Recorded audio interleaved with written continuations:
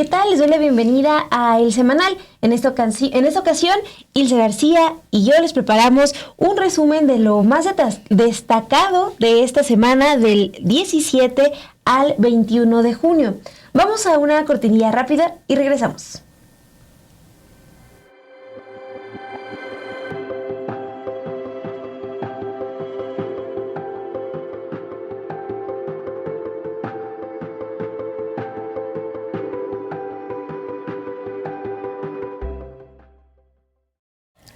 Bueno, Montse, vamos a comenzar con la información del día lunes 17 de junio.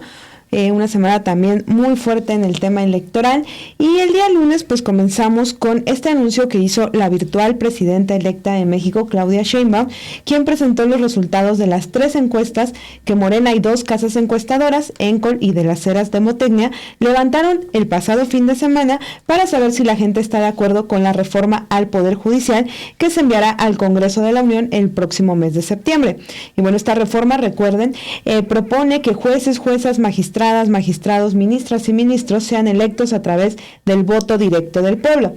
A la pregunta, básicamente, que era la más importante, ¿usted considera necesario que se lleve a cabo una reforma al Poder Judicial o no? En la encuesta de las Heras, por ejemplo, hubo un 77% que respondió que sí, un 14% que no y 9% que no sabe o no contestó. En la encuesta de Encol, el 83% dijo que sí, el 13% que no y el 4% igual no sabe o no contestó. En la encuesta que levantó Morena, el 81% dijo que sí a la reforma, el 12% que no, y 7% no sabe o no contestó. O sea, básicamente un rotundo sí a la reforma al Poder Judicial. Sheinbaum también destacó ese día en conferencia de prensa que ella, por ejemplo, ganó la elección con el 59% de la votación, y que más de ese 59% considera que es necesario una reforma, y más del 59% también está de acuerdo en que haya una elección directa de jueces y magistrados. Pero vamos a ver otros de los datos que presentó Claudia Sheinbaum el día lunes.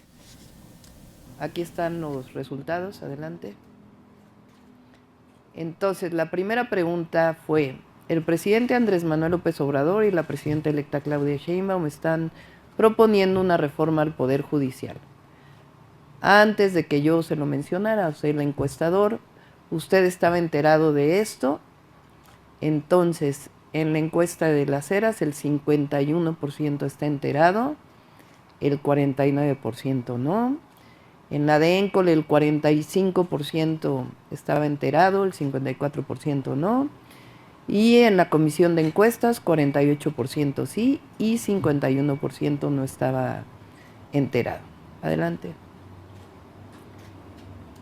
Por lo que usted sabe o ha escuchado, ¿qué tanta corrupción existe en el Poder Judicial? Esa es la segunda pregunta. Se decidió entre las encuestadoras, la metodología fue decidida entre ellos. Todos los ministros, magistrados o jueces son corruptos. En la primera el 20% lo considera así, en la segunda el 17% y en la tercera el 15%.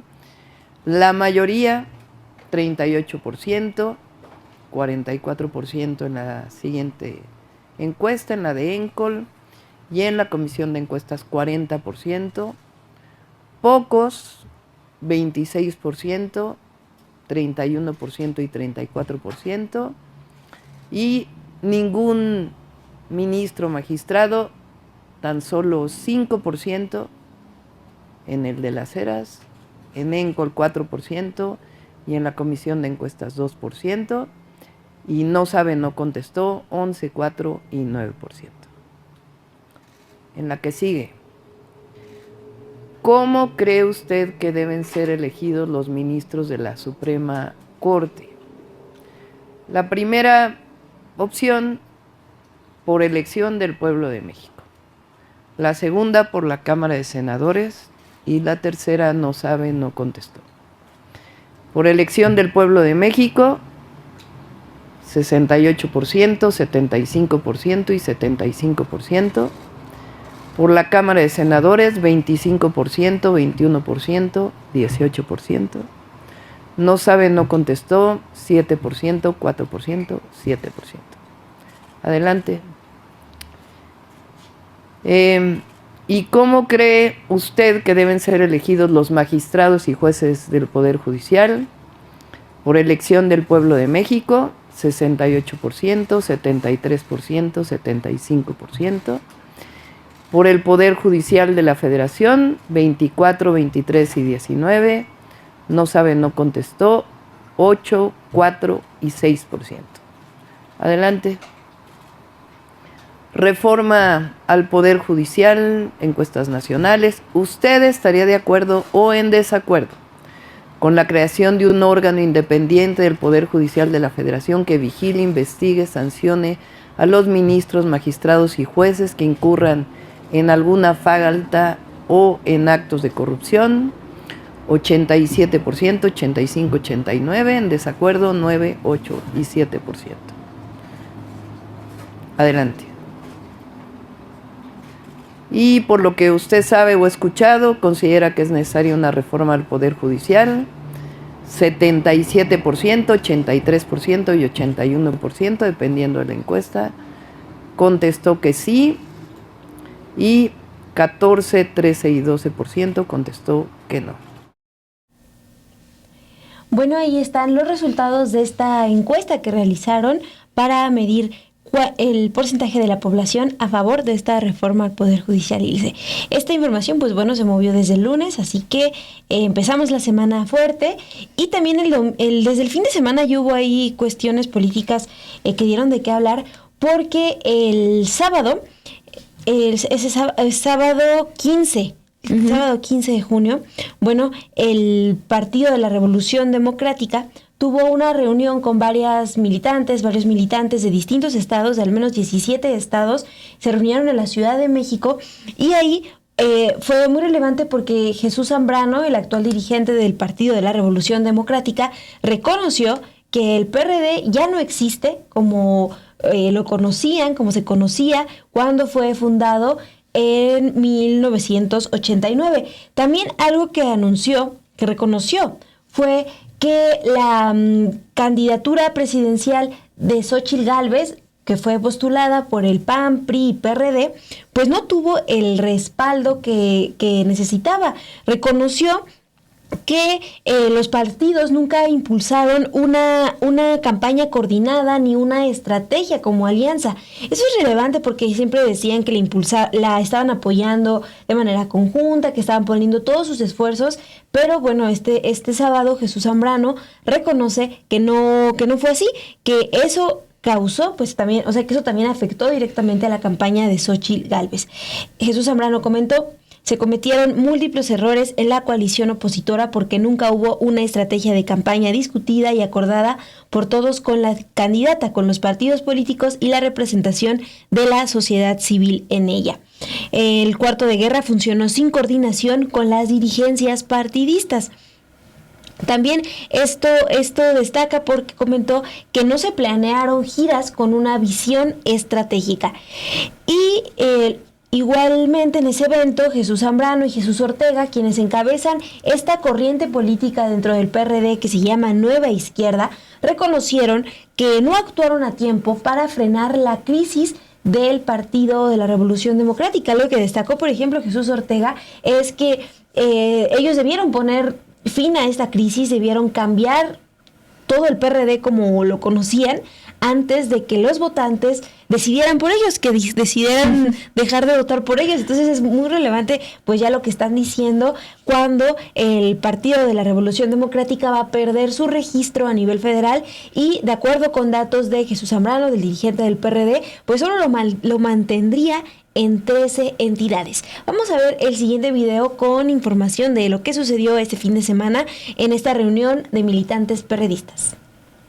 Después de que el PRD no alcanzó el mínimo de votación para mantener su registro a nivel nacional, el dirigente Jesús Zambrano y Jesús Ortega, creadores de la corriente política Nueva Izquierda que predomina en el partido, reconocieron que no actuaron a tiempo ante las crisis internas que enfrentaron. Ambos afirman que el segundo triunfo de Morena a nivel federal, con Claudia Sheinbaum Pardo como candidata, es resultado de una elección de Estado y siguen atribuyendo al presidente Andrés Manuel López Obrador, experredista desde 2012, el momento de quiebre que hoy viven. Jesús Zambrano reconoció en una reunión con militantes de 17 estados que la candidatura presidencial de Xóchitl Gálvez Ruiz, impulsada por el PRD y los partidos PAN y PRI, no creció por la falta de coordinación entre los dirigentes y el equipo de campaña de la exsenadora, pero aseguró que el PRD le sigue mostrando su apoyo al acompañarla a promover recursos legales contra irregularidades detectadas en la elección, pues aun cuando Sheinbaum Pardo ganó con una diferencia de 32 puntos porcentuales frente a Gálvez Ruiz, opinó que su presidencia será ilegítima. Las cifras finales del Instituto Nacional Electoral muestran que 35.924.519 personas votaron para elegir a Sheinbaum Pardo como la primera presidenta de México en la elección del 2 de junio, frente a los 16.502.697 que optaron por Xóchitl Gálvez. Pero Zambrano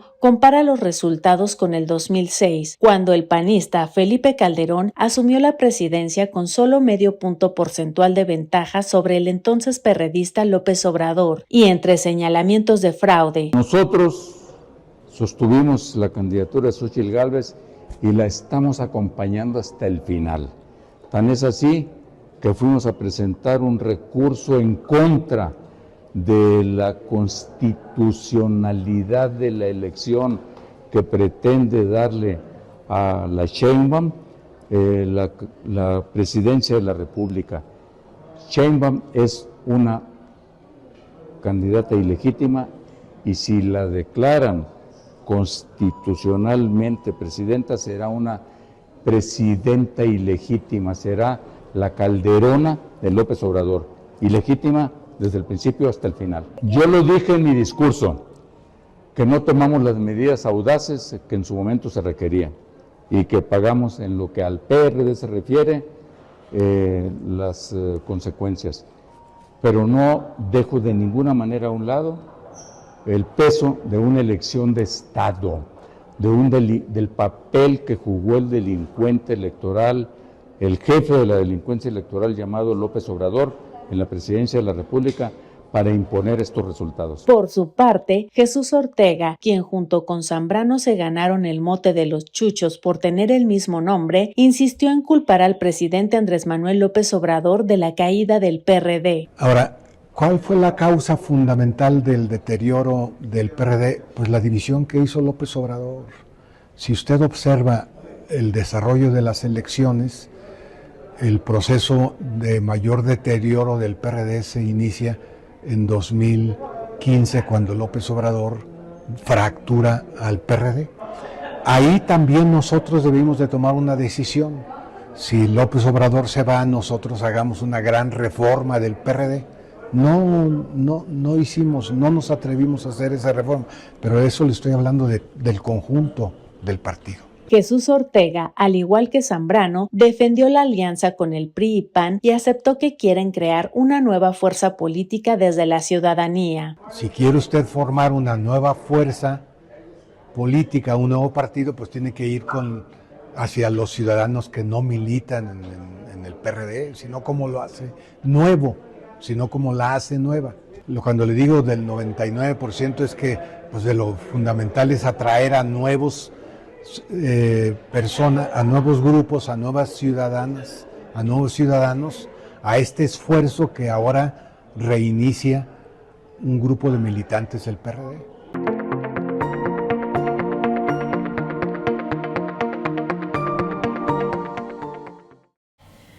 Y bueno, Monse, tú nos platicabas en este reportaje, pues sí, el fin de semana el líder del PRD pues aceptaba que ya básicamente el PRD ya fue, aunque la semana lo intentó matizar, ¿verdad? Pero pues ellos ya saben y todo el mundo ya sabe que el PRD ya fue.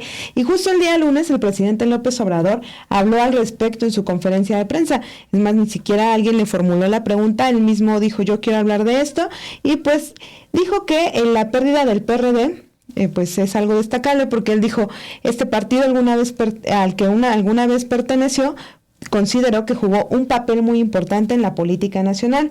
Dijo que el PRD surgió del fraude electoral de 1988 y que le costó la vida a muchas personas. También afirmó era un partido que surgió del pueblo, de un fraude electoral, de mucha gente que dio su vida y que luchó por causas justas. Consideró que pues el PRD fue fundamental porque en ese entonces él decía ya querían casi un bipartidismo en México, o sea, PRI y PAN, y pues dice, irrumpe el PRD, entonces fue algo muy importante para la vida del país, y vamos a escuchar lo que dijo a continuación el presidente. De lo que hizo el PRD, quiero ahora hablar de eso, porque está en una fase difícil. Su dirigente acaba de decir que ya se termina el ciclo del PRD. Bueno, ese partido jugó un papel importante en su momento, porque ese partido evitó esa pretensión bipartidista. Y era un partido que surgió del pueblo, de un fraude electoral, de mucha gente que dio su vida y que luchó por causas justas. Bueno, eso fue lo que comentó el presidente López Obrador el lunes 17 de junio, pero aquí es platicada con Ilse, que contrasta con lo que mencionó, por ejemplo, Jesús Ortega en este evento del fin de semana con los perredistas, porque ahí él dejó claro, bueno, esta fractura en el PRD pues fue a raíz de la salida del bueno, en ese entonces militante, Andrés Manuel López Obrador. Y pues sí reconocen que nunca pudieron reestructurarse o limar ahí las asperezas que dejó todo lo que causó la salida de el ahora presidente López Obrador. Entonces, bueno, pues ahí está el dato. Él dejó el partido en el 2012, nada más para que lo tengan presente. Ya en 2014 es cuando Morena ya se registra oficialmente como un partido político. Vamos a avanzar con la información, Ilse, porque también de fin de semana. Bueno, el fin de semana Claudio X González, el empresario, creador de esta alianza PAN, PRI y PRD, reconoció en un evento que se realizó en Atizapán, Estado de México, que siempre supo que era muy complicado que Xóchitl Gálvez ganara la presidencia, pero pensó que se iban a acercar lo suficiente para que se llegara a tener contrapeso en la Cámara de Diputados y en la Cámara de Senadores, también en los estados, pero bueno, no fue el caso.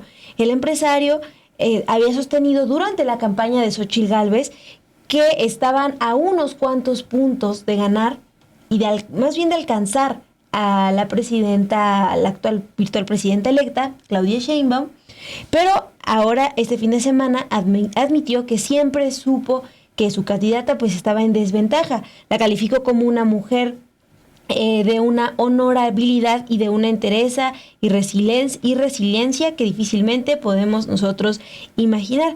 Entonces, pues ese es el mensaje. Ilse ahora sí reconoció que estaban muy lejos cuando pues estuvieron difundiendo también esta medición de Massive Caller, donde sí mostraba a Xóchitl Gálvez muy cercana a Claudia Sheinbaum. Vamos a escuchar qué comentó el empresario Claudio X González. Lo primero que quiero decirles es que es cierto, yo francamente consideraba muy complicado que ganáramos la presidencial, pero pensaba que nos íbamos a acercar lo suficiente para que nos legara eso una serie de contrapesos en la Cámara de Diputados, en la Cámara de Senadores, inclusive en los estados en donde había contiendas, y no fue el caso. Pero no quiero dejar de dar una palabra en relación a lo que ha sido la lucha ciudadana en el contexto de los últimos 3 a 4 años. Primero, fuimos las y los ciudadanos los que ayudamos a construir la coalición que compitió en el 21 y en el 24. Nuestro deseo desde el mero inicio fue que fuera una coalición de 4, no de 3. de 4, no de 3. Sigo pensando que esa era la fórmula correcta. También lo que reconoció este empresario, el que encabeza también el comité el ejecutivo de Unidos, este colectivo de 6 organizaciones, pues en ellas también donde hay PRI, ex perredistas, expanistas. Bueno, el empresario en ese mismo momento en Atizapán, Estado de México, reconoció que México no podría ser Venezuela, como lo había advertido durante muchos años. Esto pues sí es destacable, Ilse, porque también generó comentarios en esta semana, pero vamos a escuchar qué comentó Claudio X González sobre si México será o no Venezuela. ¿La de que si podemos ser Venezuela? ¿O qué lo de Venezuela. ¿Sí? Lo de Venezuela. Que ya lo comentaron mis compañeros y estoy de acuerdo con todo lo que han comentado, pero yo diría, sí es cierto, México tiene una complejidad, una diversidad y una resiliencia que hace muy frustrante, inclusive para un proyecto autoritario, dictatorial, salirse con la suya, porque es un país muy grande, con una frontera de 3,000 kilómetros, con la economía más potente de la historia de la humanidad, que necesita estar invirtiendo en México para construir el bloque económico más importante del siglo XXI, que es Norteamérica. Entonces, no creo que vamos a hacer Venezuela, Nicaragua, Cuba.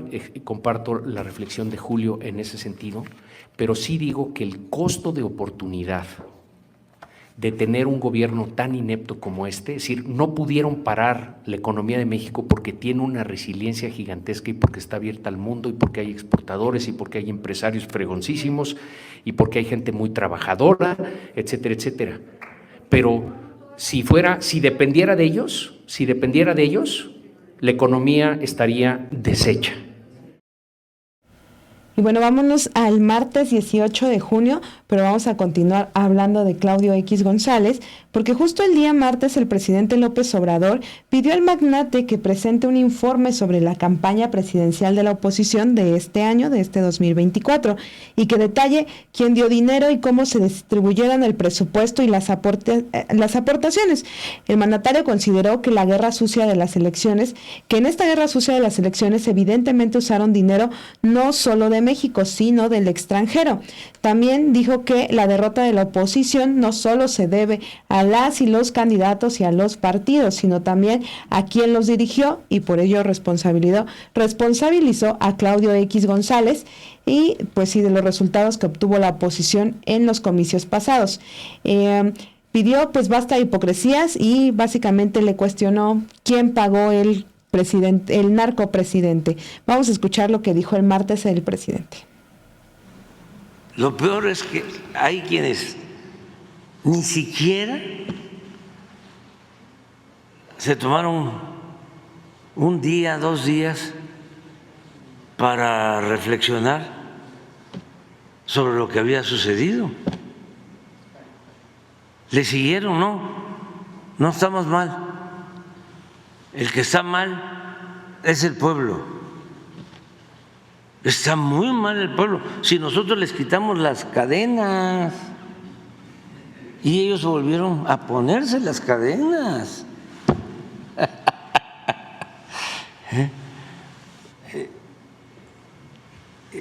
Falta el informe de Claudio X González. ¿Qué pasó? Ojalá informe y sobre todo que informe sobre el manejo del dinero. ¿Cuánto recibió? ¿De quién? ¿Cómo se distribuyó? ¿Cuánto a los candidatos? ¿Cuánto a los partidos? ¿Cuánto a los medios?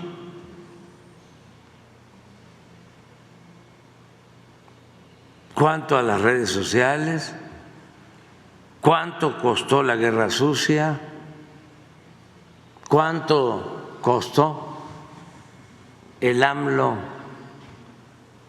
narcotraficante?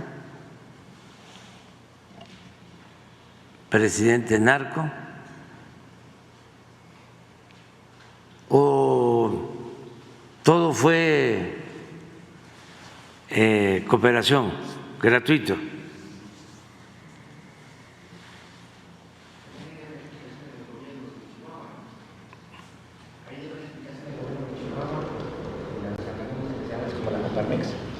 Sí, la Coparmex, ¿cuánto aportó? Pero el que manejaba todo, porque era el coordinador, era Claudio, y él es el que tiene que informar, porque ahora pues le echan la culpa a los partidos, y sí tienen culpa los partidos, pero no nada más los partidos, ¿no? Y le echan la culpa a los candidatos, a la candidata, no. Ahí pues hay una corresponsabilidad y hubo una dirección. Bueno, Ilse, y también ese día, pues en otra información, Claudia Sheinbaum Pardo, la virtual presidenta electa de México, pidió a las y los legisladores electos de su alianza que se comprometieran a mantener la unidad, la austeridad y la humildad. Esto pues porque van a tener, dijo, el compromiso de darle continuidad a los proyectos de la llamada Cuarta Transformación desde la próxima legislatura que va a arrancar en septiembre. La virtual presidenta electa consideró que el triunfo en las urnas del 2 de junio mostró el apoyo popular y añadió pues que hay mucho ánimo, mucha alegría. Y pues les recordó, ¿no?, que representan al pueblo mexicano. También sostuvo pues que les toca responder a las peticiones. Vamos a escuchar qué fue lo que comentó ante estas legisladoras y legisladores electos. El triunfo en las urnas este 2 de junio mostró el apoyo popular que tiene la Cuarta Transformación de la vida pública. Hay mucho ánimo, hay alegría, se palpa la esperanza en los distintos lugares donde nos presentamos. Este fin de semana que tuve la oportunidad, el privilegio de caminar junto al presidente Andrés Manuel López Obrador en esta primera gira de transición, la emoción, el entusiasmo, la alegría es enorme y la esperanza que representamos para nuestro pueblo. Como lo dijimos en el Zócalo la última vez que estuvimos, este 2 de junio, hicimos historia.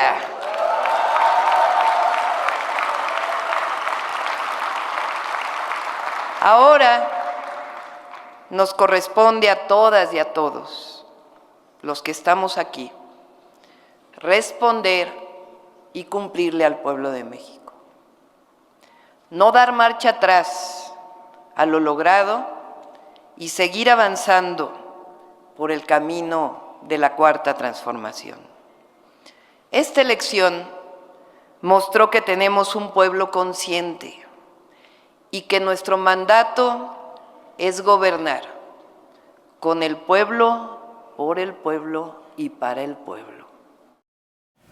Bueno, ahí está el llamado que hace Claudia Sheinbaum a las y los legisladores electos de su alianza. De hecho, esta semana, pues ya como estuvieron sesionando los legisladores, las legisladoras de la comisión permanente, pues ya se escucharon varios pronunciamientos, por ejemplo, llamando sí a la unidad, pero sobre todo a que estén abiertos desde la alianza de Morena, el PT y el Partido Verde a dialogar, a que no se aproveche, ¿no?, de esta mayoría que tienen. E incluso escuchaba a legisladores priistas que también comentaban como, bueno, cuando nosotros fuimos mayorías y escuchábamos y sí había debates, bueno, está bien. Entonces, eso nada más para que pues tengan ustedes en cuenta esos dos tipos de comentarios que se estuvieron escuchando durante esta semana. Así es, Monse. Y ahora nos vamos con otro reportaje del día martes de nuestra compañera Daniela Barragán, quien hizo una revisión de cómo votaron los 10 municipios más pobres de México y en comparación los 10 municipios más ricos del país. Pues un dato que encontró muy interesante es que obviamente los 10 municipios con más pobreza en México, en zonas de Oaxaca, Guerrero y Chiapas, pues sí votaron, se volcaron en apoyo a Morena y Claudia Sheinbaum. Algo que no ocurrió, al contrario de en lo que se podría pensar, que los 10 municipios más ricos votaran en favor, así volcados totalmente por Xóchitl Gálvez, porque en al menos 4 de ellos también Claudia Sheinbaum arrasó. Vamos a ver el reportaje con más detalles al respecto. ¿Cómo votaron ricos y pobres? Se tiende a pensar que en México las clases altas suelen votar por los candidatos del PAN y por el contrario, que la población en pobreza lo hace por los partidos de izquierda. Estos fueron los resultados este 2024, de acuerdo con datos del Coneval y el INE. Los 10 municipios más pobres de México, zonas de Oaxaca, Guerrero y Chiapas, se volcaron en apoyo a Morena y a Claudia Sheinbaum el pasado 2 de junio. De acuerdo con los datos del Consejo Nacional de Evaluación de la Política de Desarrollo Social, estas localidades tienen hasta el 99.6% de población en pobreza. Al revisar las actas distritales de la votación presidencial, el resultado coincide. En los 10 municipios se votó por Claudia Sheinbaum con un margen desde el 56.5% hasta el 91.1%. En el otro extremo, los 10 municipios con mayor riqueza, que son en los que hay niveles de pobreza del 5.5% hasta el 10.4%, no votaron en bloque por la alianza de los partidos Acción Nacional, Revolucionario Institucional y de la Revolución Democrática. En 4 de los 10 se votó por Claudia Sheinbaum. El municipio con menos pobreza en México es San Pedro Garza García y dio el 89.2% de sus votos a Xóchitl Gálvez. Parás, también en Nuevo León, le dio el 56.2%. La alcaldía Benito Juárez en la Ciudad de México el 73.6% y Agualeguas, Nuevo León, el 42.9%. Es en el quinto lugar que la tendencia se rompe. Huepac, Sonora, le dio la mayoría a Claudia con el 56.6%, seguido de Marín, Nuevo León, que le otorgó el 57.4%. En Rivapalacio, Chihuahua, vuelve a remontar Xóchitl Gálvez, quien queda con un 75.1% de los votos. En Higueras, Nuevo León, Claudia queda con el 38.5% frente a un 47.5% de Gálvez y finalmente en Melchor Ocampo y Abasolo, ubicados en la misma entidad, Claudia ganó con el 57.2% y el 49.7% respectivamente. En el otro extremo, las candidatas no compitieron. Los municipios más pobres dieron amplia ventaja a Morena y aliados. A Movimiento Ciudadano nunca le dieron más del 5% de votos y, por ejemplo, en San Lucas Camotlán, Oaxaca, apenas recibió el 0.8%. La competencia más cerrada se dio en San Juan Cancún y Aldama, ambos municipios de Chiapas, y que tienen el 99.3% y 98.9% de población en pobreza. En San Juan Cancún, Sheinbaum recibió el 65.4% y Xóchitl el 33.1%. En Aldama, Claudia el 66.1% y Xóchitl el 31.1%. En otras zonas como San Francisco Teopán, Oaxaca, que tiene el 99.3% de pobreza, Claudia Sheinbaum obtuvo el 91.1% de los votos, Xóchitl el 7.5% y Maynes el 1.2%. También arrasó en San Miguel Tilquiapán, Oaxaca. Morena ganó con el 84.9% de los votos, mientras que Gálvez obtuvo el 10.2% y Maynes el 4.7%.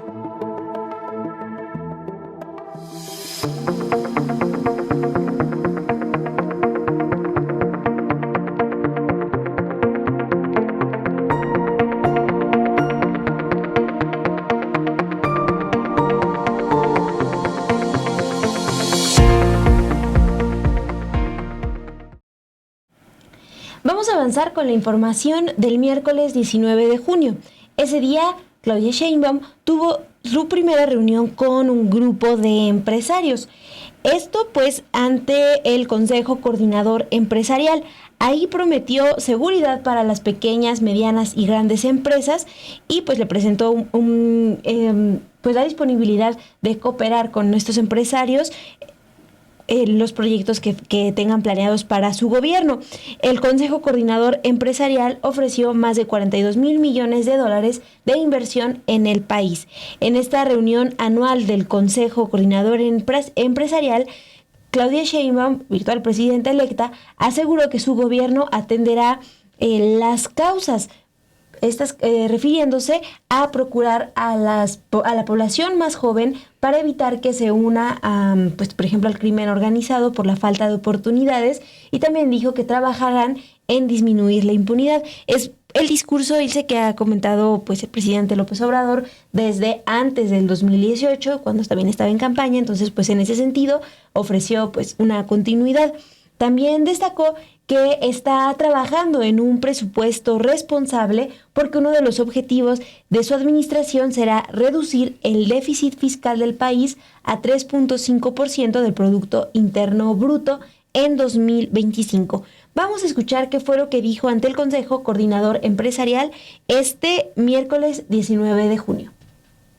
¿Y cuál es el planteamiento que tenemos?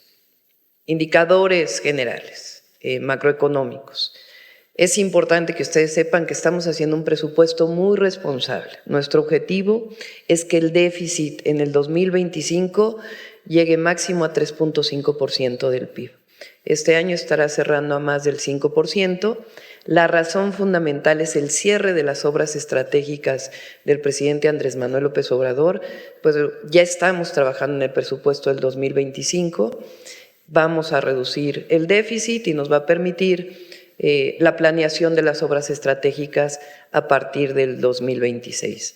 No habrá gasolinazos ni aumento en la luz ni en el gas doméstico. La condonación de impuestos pues está establecida en la Constitución. Vamos a mantener un equilibrio razonable entre deuda y PIB. No vamos a incrementar la deuda, es decir, los indicadores macroeconómicos los vamos a mantener. Y continuaremos con finanzas públicas sanas, no solamente con lo que ya ha hecho el presidente, sino que estamos haciendo inclusive mayores ajustes que no tienen que ver con los ajustes del pasado, de disminución de la educación o la salud, sino los propios ajustes de los gastos operativos del gobierno. ¿Cuál es nuestra visión de prosperidad compartida? Pues México tiene un gran potencial de desarrollo, por varias razones. Uno, evidentemente, por la solidez económica, política y social de nuestro país, pero además por el fenómeno de la relocalización de las empresas. ¿Qué tenemos que sacar a partir de la relocalización? Como lo hemos manifestado en varias ocasiones, que no solamente sea el establecimiento de empresas extranjeras, particularmente estadounidenses en México, sino que también haya cadenas de valor con las empresas nacionales y que generemos bienestar y sustentabilidad. Es decir, que podamos tener una estrategia de energías renovables para nuestro país, de disminución de los impactos ambientales y al mismo tiempo de mejora de la calidad de vida de las y los mexicanos. Por eso hablamos de cadenas productivas, transferencia tecnológica, innovación, el vínculo con la investigación científica con los sectores estratégicos. ¿Qué necesitamos para ello? Un Plan Nacional de Seguridad y Justicia. En la Ciudad de México nosotros logramos resultados muy importantes de disminución de la mitad en homicidios dolosos y de 70% en los índices de delitos de alto impacto. ¿Cuál es la estrategia que estamos planteando? Que lo podemos desarrollar en otras ocasiones y va a haber oportunidad de platicarlo. Vamos a seguir atendiendo las causas, vamos a aumentar el número de escuelas, particularmente educación media superior y superior en nuestro país. Y otra cuestión destacada de ese anuncio que hace entre los empresarios es que aseguró que no habrá una reforma fiscal durante su gobierno porque dijo que buscará aumentar la recaudación de impuestos a través de otras formas como la digitalización del Servicio de Administración Tributaria, del SAT y de las aduanas. Esto pues sí destaca porque desde antes de que ya resultara electa el 2 de junio había llamados de analistas y también de organizaciones civiles, por ejemplo el ILSE, que mencionan, o sea, que se han cuestionado cómo van a juntarse todos estos recursos cuando se están incrementando pues los programas sociales, ¿no? Entonces, pues habrá que ver qué va a pasar si ya dejó en este anuncio de que no habrá una reforma fiscal durante el gobierno que inicia en octubre. Así es, Monse, pero antes de irnos al siguiente día, después de esta reunión que sostuvo Claudia Sheinbaum con los empresarios, pues comenzaron a circular las imágenes del fotógrafo, olvidé el nombre en este momento. Te lo busco. Pero bueno, es el fotoreportero de La Jornada. Estas fotografías se publicaron en el periódico La Jornada, donde se observa al empresario Claudio X González Laporte, pues justamente según lo que narra La Jornada, estar esperando en una sala a una reunión privada con la virtual presidenta electa, la cual finalmente nunca se dio. Son unas imágenes fuertes porque se ve a este empresario pues ahí con cara ya de derrota después de que no lo recibieron. Y pues es importante recordar quién es él, el articulador de la oposición del sector privado contra el presidente López Obrador desde la elección de 2006, y pues su hijo Claudio X González Guajardo pues es ahora el que está impulsando la oposición contra Morena y sus aliados del lado también en estas elecciones.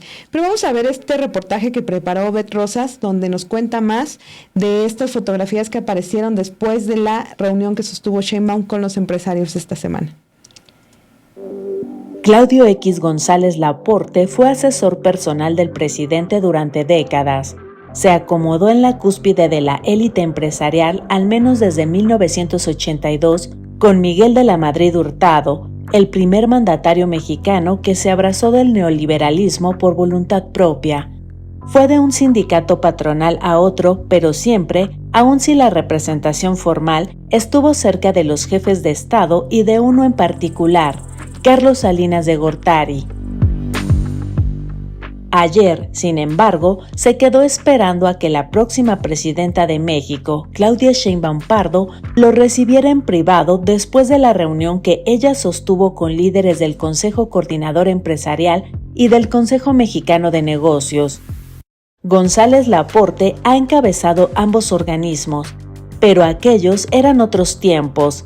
Era antes de que le declarara la guerra a Andrés Manuel López Obrador y arrastrara a su hijo a esa batalla de largo aliento que este verano tuvo un capítulo poderoso cuando 3 partidos políticos, el PRI, PAN y PRD, que perdió el registro, abanderaron a una candidata elegida por las cúpulas, Xóchitl Gálvez Ruiz, quien fue derrotada por una diferencia de 20 millones de votos. En declaraciones a la prensa, González Laporte dijo en el marco de ese acto que Claudia Sheinbaum tiene una gran oportunidad para ser una muy buena presidenta, y todos tenemos que contribuir para ello. Fue en ese mismo acto que Claudio X González Laporte pidió ser recibido por la virtual mandataria electa. El diario La Jornada consigna cómo el consejero patrimonial de Kimberly Clark se dirigió a una sala contigua donde pidió audiencia con Claudia Sheinbaum.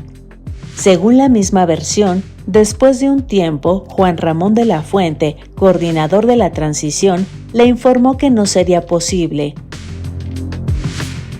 Claudio X González Laporte fue el articulador de la oposición del sector privado al presidente Andrés Manuel López Obrador desde la elección de 2006 y apoyó a Felipe Calderón en ese proceso, de quien además recibió contratos millonarios, mientras que su hijo, Claudio X González Guajardo, es el actual artífice de la Marea Rosa y el bloque opositor, y uno de los que alimentó la campaña sucia contra la virtual presidenta electa Claudia Sheinbaum. López Obrador ha señalado que Claudio X González Laporte siempre ha sido cercano de personajes políticos de lo que él llama el viejo régimen, principalmente Carlos Salinas de Gortari, de quien fue su asesor económico durante su sexenio 1988-1994. Además, expuso que por conveniencia financió campañas de desprestigio en su contra para que no fuera presidente de México en 2006, cuando compitió contra Felipe Calderón Hinojosa.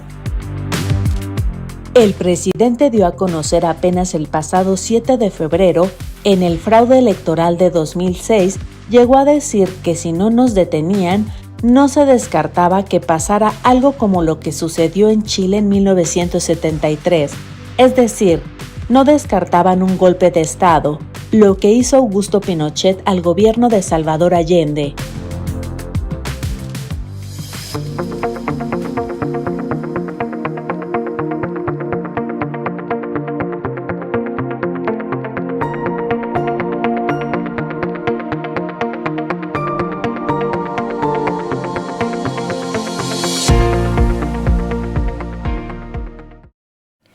Y otra información destacada de esta semana fue que se supo que el gobernador panista de Guanajuato, Diego Sinue Rodríguez Vallejo, propuso al Congreso del Estado el nombramiento de Elvia Oralia del Pilar Durán como magistrada del Tribunal de Justicia Administrativa Estatal.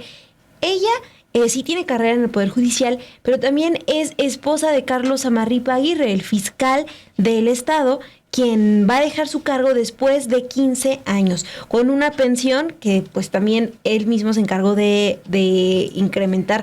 El pasado 18 de junio, el gobernador Diego Sinue mandó una carta en la que pidió al Congreso de Guanajuato que la esposa de Carlos Samarripa, que es señalado pues también por ser uno de los principales responsables de la crisis de inseguridad que vive Guanajuato desde hace unos años y que ha señalado también desde su conferencia matutina el presidente López Obrador, bueno, pues en esta carta el gobernador pidió que Elvia, les doy el apellido, porque lo perdí por acá, Elvia Oralia del Pilar. Bueno, que ella sea considerada como magistrada del Poder Judicial. La propuesta del gobernador pues genera controversia, ya que en días pasados se dio a conocer que el fiscal Carlos Samarripa realizó modificaciones al reglamento interno de la Fiscalía Estatal sin consultar al Congreso local para aumentar 33% su pensión, con lo que recibiría una mensualidad superior al salario que recibe actualmente el presidente López Obrador, que es poco más de 100,000 pesos. Y también pues se da en un contexto donde el Poder Judicial, pues ya lo saben, se encuentra bajo escrutinio por la manera en la que se están designando los cargos. El jueves, el 20 de junio, el gobernador Diego Sinue rechazó que se trate de un pacto, que es decir, que el nombramiento, la postulación de Elvia Oralia del Pilar sea parte de un pacto. Y cuando un reportero lo cuestionó, pues ¿por qué nombra, no, a esta mujer? ¿Por qué le está postulando? El fiscal, antes de que siquiera le formule la pregunta, dice, bueno, antes de cuestionar estas postulaciones, pues no hay que caer en el machismo, ¿no? O sea, en el decir que es porque es la esposa de... la verdad, es que, o sea, estos cuestionamientos no van a si es o no la esposa, sino que este fiscal sí ha sido señalado por estos 15 años de gestión, cuestionada por estar detrás de esta crisis de inseguridad, y también pues es cuestionable que el gobernador Diego Sinue ahora sí le importe los pronunciamientos machistas, las actitudes machistas, cuando pues su gobierno también se ha caracterizado por hostigar a las madres, por ejemplo, a las madres buscadoras, a las madres de personas desaparecidas. Entonces, pues no hay un tratamiento ahí tampoco muy con perspectiva de género de parte del fiscal. Entonces, no, la verdad, esto solo se leyó como una manera de tratar de no responder estos cuestionamientos de por qué está postulando a Elvia Oralia del Pilar para ocupar un cargo en el Poder Judicial, en el Tribunal de Justicia Administrativa Estatal. Entonces, para que lo sigamos ahí el rastro y cómo avanza esa información. Así es, Monse, pero vámonos ya a la información del día jueves 20 de junio. Y bueno, este día lo hemos reservado para la información que se esperaba desde la semana pasada, y pues es justo los primeros nombramientos de Claudia Sheinbaum de quienes van a ir conformando su próximo gabinete federal. Y pues ya el jueves dio a conocer 6 nombres, algunos de ellos conocidos, por ejemplo, como Marcelo Ebrard, quien encabezará la Secretaría de Economía, Rosaura Ruiz Gutiérrez, quien ella va a ser titular de una nueva dependencia, la Secretaría de Ciencia, Humanidades, Tecnología e Innovación. También está Juan Ramón de la Fuente, quien irá a la Secretaría de Relaciones Exteriores, Alicia Bárcena, quien será la Secretaria del Medio Ambiente y Recursos Naturales, Julio Verdegué Sacristán, quien estará al frente de la Secretaría de Agricultura, y Ernestina Godoy, quien será la consejera jurídica de la Presidencia. Vamos a escuchar cómo lo anunció el día jueves Claudia Sheinbaum, destacando parte de los perfiles de estos personajes. El día de hoy presento a 3 hombres y 3 mujeres que formarán parte del gabinete que me acompañará a partir del 1 de octubre del 2024. Todas y todos los que me acompañan tienen claros los principios y fundamentos de nuestro movimiento. Saben que vamos a avanzar con la 4ª transformación de la vida pública.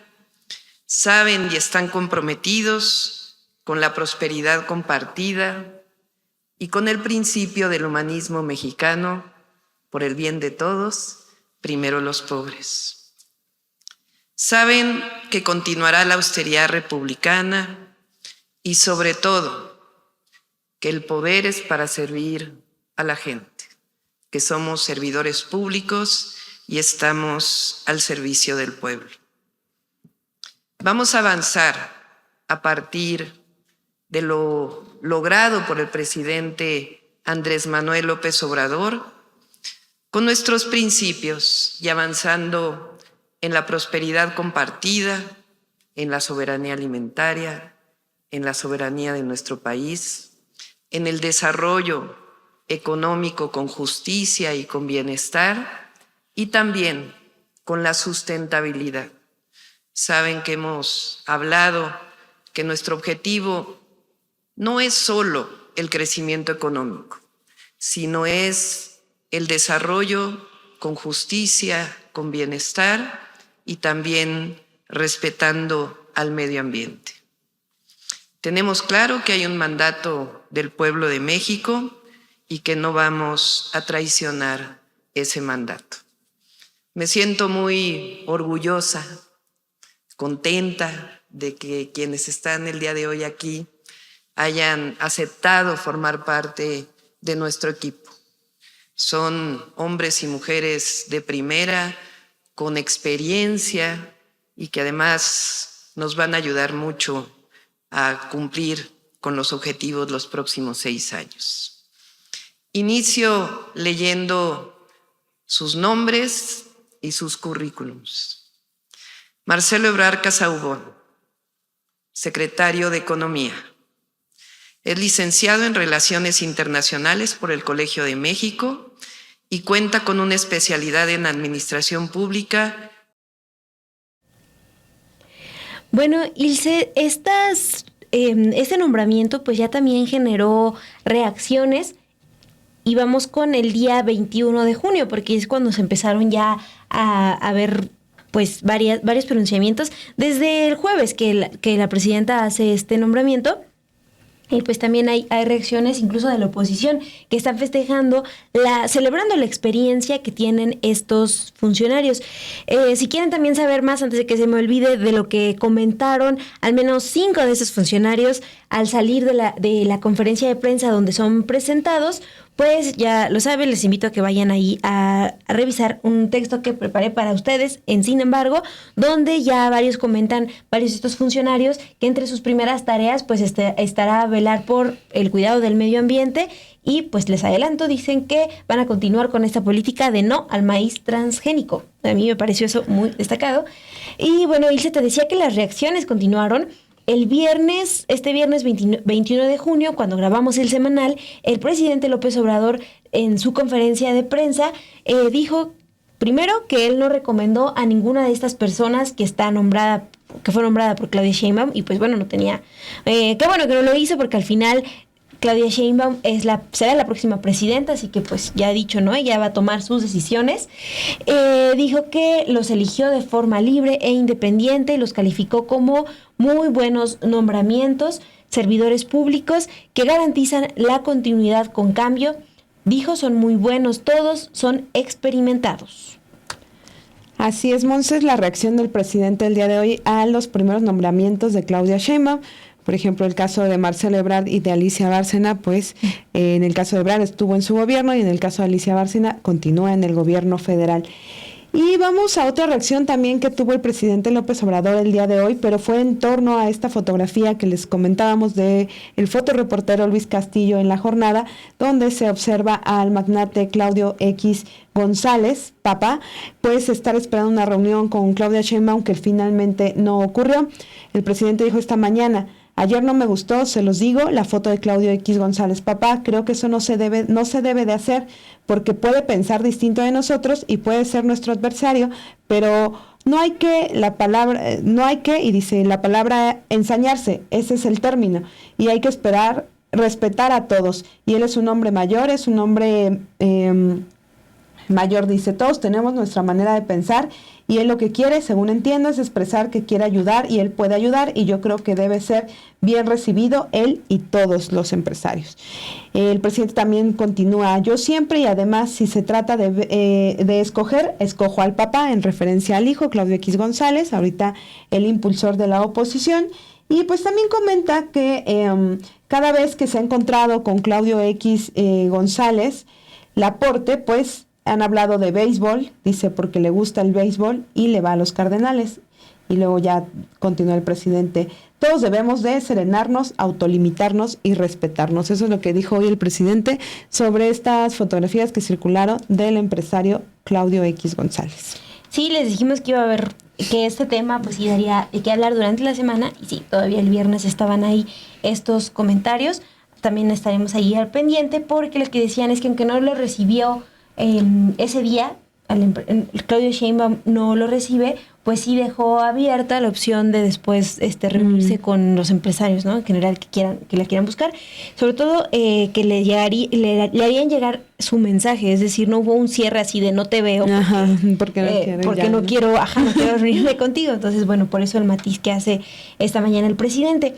Ya estamos llegando, Ilse, al final de nuestro semanal. Yo no quería irme sin recordarles que la próxima semana también la presidenta electa Claudia Sheinbaum va a anunciar otra parte de su gabinete a otros 6. Ya dijo que serán 3 mujeres, 3 hombres. Entonces, pues no se pierdan el próximo semanal, porque les vamos a tener aquí también todo el resumen de noticias.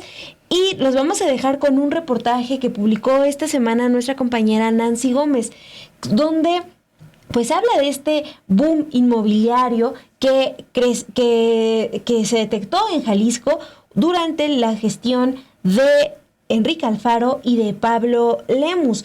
Y ustedes saben, ellos son políticos de Movimiento Ciudadano que han gobernado ahí el área metropolitana de Guadalajara, Jalisco, en el caso de Enrique Alfaro. Y en este reportaje nos habla de cómo estos dos políticos avalaron este boom inmobiliario sin consulta y con despojo. Esto, pues, basado en acusaciones que han hecho vecinos durante los últimos años.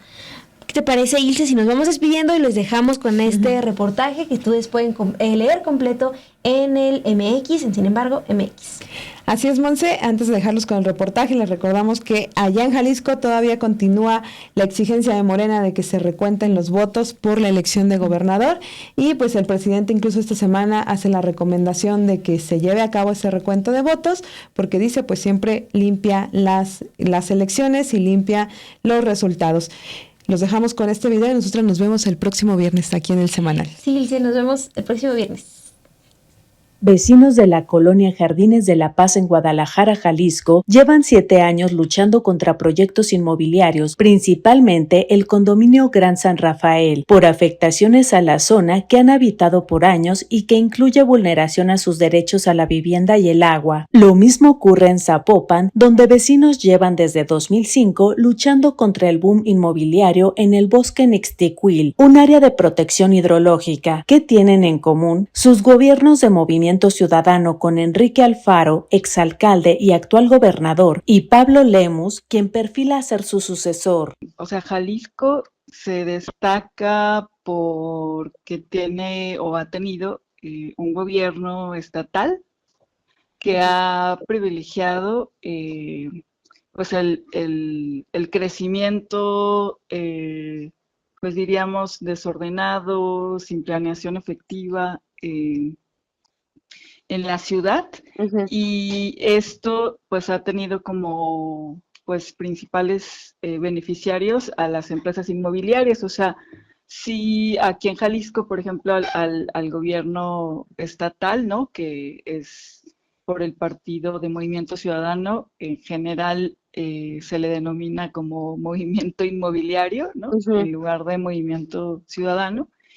Y lo que hemos visto, no solo durante este sexenio, ¿no?, pero principalmente durante este sexenio, pues es un crecimiento desmedido de la ciudad, que tiene varios tipos de repercusiones. Desde que Movimiento Ciudadano llegó al poder en Jalisco, han habido denuncias de grupos vecinales, pero también de políticos. Por ejemplo, Cecilia Márquez, diputada federal de Morena por esa entidad, denunció ante la Fiscalía General de la República a Pablo Lemus, junto con sus padres, José de Jesús Lemus y Amada Navarro de Anda, y 3 empresas constructoras por defraudación fiscal y operaciones con recursos de procedencia ilícita en la edificación de torres departamentales en la colonia Providencia de Guadalajara. Este tipo de operaciones se han replicado en los últimos años en el área metropolitana de la capital, un panorama que organizaciones vecinales y civiles consideran que continuará con Lemus en el gobierno. En enero de 2017, con Alfaro como alcalde de Guadalajara, un grupo de vecinos de la colonia Jardines de la Paz se manifestó contra la imposición de un colector pluvial en el Parque San Rafael, argumentando que era parte de un programa de prevención de inundaciones, pese a que los habitantes de la zona no tenían problemas de ese tipo. Pero al mismo tiempo, en ese mismo periodo en que nos anunciaron la obra de la construcción del colector pluvial, a la par que te cuesta unos 10 días, empiezan a anunciar la preventa de unos departamentos, de unas torres departamentales que denominaron el Gran San Rafael, justo en el camino donde se está construyendo o se piensa construir el colector pluvial, y ese espacio donde se estaban anunciando la preventa de las torres departamentales, que no era una, sino 28 torres de departamentos con más de 1,576 viviendas, pues para nosotros despertó así como no sé, como un choque, ¿no? Porque para empezar, ese espacio era un club privado, bueno, privado porque era un club Jalisco, que era social, que los vecinos pagábamos una membresía para poder ir a nadar, hacer deportes ahí, ¿no? Y de la noche a la mañana nadie nos dijo que el club se había vendido, mucho menos para crear este tipo de complejos inmobiliarios. La lucha de esta organización vecinal ha logrado detener la obra del Gran San Rafael. Sin embargo, pese al amparo 2610/2017 que obtuvieron contra la construcción de las torres, en febrero de 2024, la constructora Grupo San Carlos reanudaron los trabajos presumiendo nuevas licencias otorgadas por el gobierno municipal de Pablo Lemus. Es un panorama oscuro o negro en el sentido de que pues siguen los mismos en el poder, sigue la mafia inmobiliaria, iban a hacer todo lo posible o hicieron todo lo posible por mantenerse en el poder porque tienen muchos pactos, ¿no? Lo mismo lo vuelvo a recalcar con el sector empresarial, que se protegen y aparte son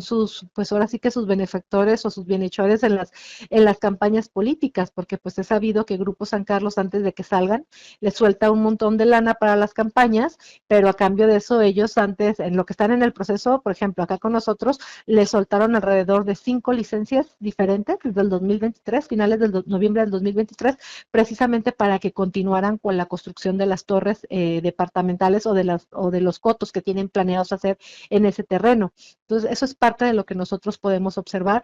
Sabemos que es una lucha que por desgracia no la podemos dejar, no es de que ya salió uno y entra otro y ya se acabó la problemática, sino al contrario, que es una problemática que conforme pasa el tiempo se va incrementando. En un inicio éramos 2, 3 puntos donde se registraba este tipo de problemáticas, pero conforme avanzó el sexenio de Enrique Alfaro y el gobierno de Pablo Lemus, pues vamos viendo que los puntos de conflicto por la mafia inmobiliaria pues se están creando en toda la ciudad. María González del IMDE coincidió y dijo que Lemus seguirá beneficiando a las empresas inmobiliarias ahora a nivel estatal como lo hizo en Zapopan y Guadalajara.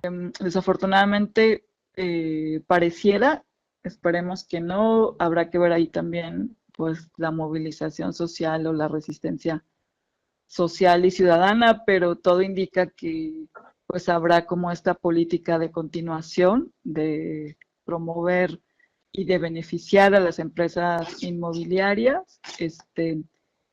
Y bueno, empezamos a entrar en una situación crítica, ¿no?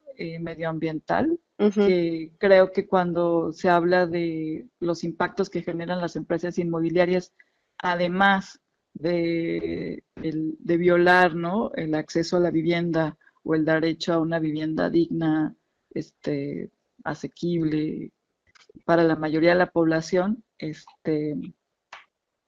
pues estamos ahora en un tema de que entre más desarrollos inmobiliarios hay en la ciudad, va a haber mayores efectos y mayores impactos al ambiente. González agregó que la exigencia es parar la crisis inmobiliaria que continúa en Jalisco, un alto al crecimiento urbano sin planeación y que en su lugar se rehaga una política económica, social y ambiental que garantiza el derecho humano a la vivienda adecuada.